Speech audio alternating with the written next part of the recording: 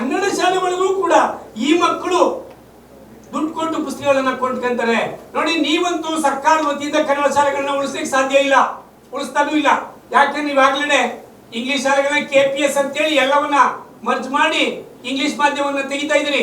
ಇದ್ರ ಜೊತೆಗೆ 10 ಹಲವು ವಸತಿ ಶಾಲೆಗಳನ್ನ ತೆಗೆದಿದ್ದೀರಿ. ಈ ಎಲ್ಲ ಶಾಲೆಗಳು ಇಂಗ್ಲಿಷ್ ಮಾಧ್ಯಮವಾಗಿದೆ ಅಂದಮೇಲೆ ನೀವು ಕನ್ನಡ ಎಲ್ಲಿ ಉಳಿಸ್ತೀರಿ? ಕನ್ನಡವನ್ನ ಉಳಿಸ್ಲಿಕ್ಕೆ ಸಾಧ್ಯ ಇಲ್ಲ. ಅಷ್ಟೋ ಇಷ್ಟೋ ಕನ್ನಡ ಶಾಲೆ ಉಳಿತವೆ ಎನ್ನುವುದಾದ್ರೆ ಅದು ನಮ್ಮ ಖಾಸಗಿ ಕನ್ನಡ ಮಾಧ್ಯಮ ಶಾಲೆಗಳು. ಈ ನಿಟ್ಟಲ್ಲಾದ್ರೂ ನೀವು ಕನ್ನಡಕ್ಕೆ ಆದ್ಯತೆಯನ್ನ ಕೊಟ್ಟು ಕನ್ನಡವನ್ನ ಉಳಿಸುವಂತ ಕೆಲಸವನ್ನ ಮಾಡಬೇಕು. ಮೊದಲು ಈ ಶಾಲೆಗಳಿಗೆ ಅನುದಾನವನ್ನ ವಿಸ್ತರಣೆ ಮಾಡಬೇಕು. ಮುಖ್ಯಮಂತ್ರಿ, ನಮ್ಗನ್ನಿಸ್ತಾ ಇದೆ ಮುಖ್ಯಮಂತ್ರಿಗಳು ಕೂಡ ಕಾಳಜಿ ವಹಿಸ್ತಾರೆ. ಮುಖ್ಯಮಂತ್ರಿಗಳು ಸೆಷನ್ನಲ್ಲಿ ಮಾತನಾಡ್ಬೇಕಾದ್ರೆ ಹೇಳ್ತಾರೆ ಕನ್ನಡದ ಬಗ್ಗೆ, ಅಷ್ಟೊಂದು ವ್ಯಾಕರಣವನ್ನ ಹೇಳ್ತಾರೆ. ಅಲ್ಲಿ ನಿನಗೆ ಆ ಸಂಧಿ ಗೊತ್ತಿದೆ, ಈ ಸಂಧಿ ಗೊತ್ತಿದೆ. ಇಷ್ಟೆಲ್ಲ ಕಾಳಜಿ ಇರುವಂತ ಮುಖ್ಯಮಂತ್ರಿಗಳಿಗೆ ನಮ್ಮ ಶಿಕ್ಷಣ ಸಚಿವರು ಈ ವಿಚಾರವನ್ನ ಹೋಗಿ ಪ್ರಸ್ತಾಪ ಮಾಡಿದರೂ ಇಲ್ವೋ ಅನ್ನುವಂತ ಅನುಮಾನ ನಮಗೆ ಬರ್ತಾ ಇದೆ. ಯಾಕೆಂದ್ರೆ ನೀವು ಕೊಟ್ಟಿದ್ರೆ 4.5 ಲಕ್ಷ ಕೋಟಿ ಬಜೆಟ್ ಅನ್ನ ಮಂಡಿಸುವಂತ ಕರ್ನಾಟಕ ಸರ್ಕಾರಕ್ಕೆ 400 ಕೋಟಿ ಕೊಟ್ಟು ಕನ್ನಡ ಶಾಲೆಗಳನ್ನು ಉಳಿಸುವಂತದ್ದು ಮುಖ್ಯಮಂತ್ರಿಗಳಿಗೆ ದೊಡ್ಡ ವಿಚಾರ ಆಗಿರಲಿಲ್ಲ. ಇದು ಯಾಕೆ ಹಿಂದೆ ಸರಿದಿದೆ ಅಂದ್ರೆ ನಮ್ಮ ಶಿಕ್ಷಣ ಸಚಿವರು ಮುಖ್ಯಮಂತ್ರಿಗಳಿಗೆ ಈ ಗಮನಕ್ಕೆ ತಂದು ಈ ವಿಚಾರವನ್ನ ಚರ್ಚೆನೆ ಮಾಡಿಲ್ಲ ಅಂತ ನಾವು ಈಗ ಹೇಳಲಿಕ್ಕೆ ಬಯಸ್ತಾ ಇದ್ದೇವೆ. ಯಾಕೆಂದ್ರೆ 3 ವರ್ಷ ಆಯ್ತು, ನಮಗೆ ಆಲ್ರೆಡಿ CM ಅವರು ಕೂಡ ಭೇಟಿಯಾಗಿದ್ದಾವೆ, ಆಯ್ತು ಮಾಡೋಣ ಅಂತ ಅವರು ಬಾಯ್ಲಿದೆ.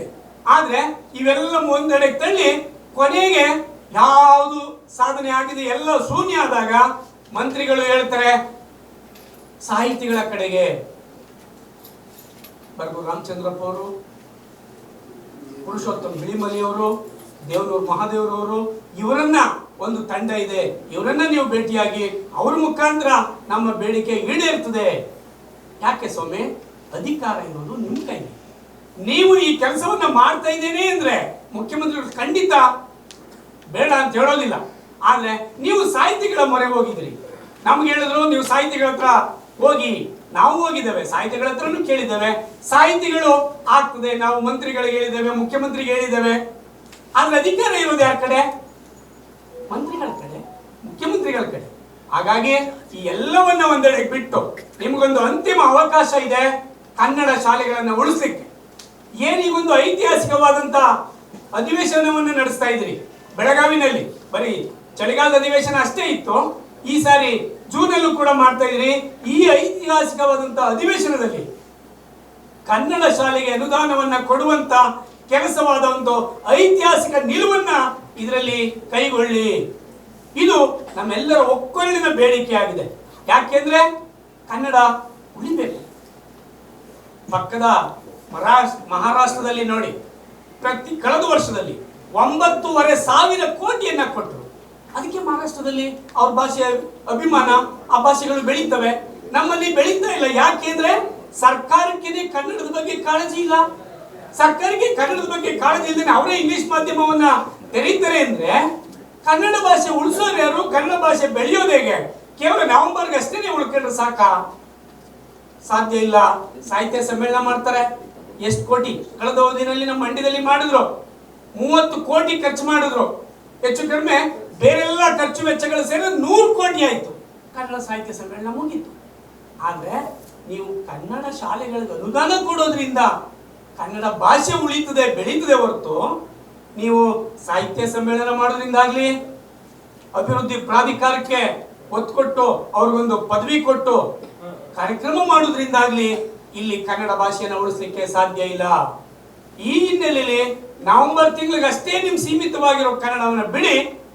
ಕರ್ನಾಟಕದಲ್ಲಿ ಕನ್ನಡ ಬದುಕಬೇಕು ಅಂದ್ರೆ, ಕನ್ನಡ ಭಾಷೆ ಉಳಿಬೇಕು ಅಂದ್ರೆ ನೀವೇ ಹೇಳ್ತಿದ್ರಿ, ಪತ್ರಿಕಾ ಮಾಧ್ಯಮದಲ್ಲಿ ಹೇಳಿದ್ರಿ ನನ್ನ ರಕ್ತದಲ್ಲಿ ಕನ್ನಡ ಇದೆ ಅಂತ.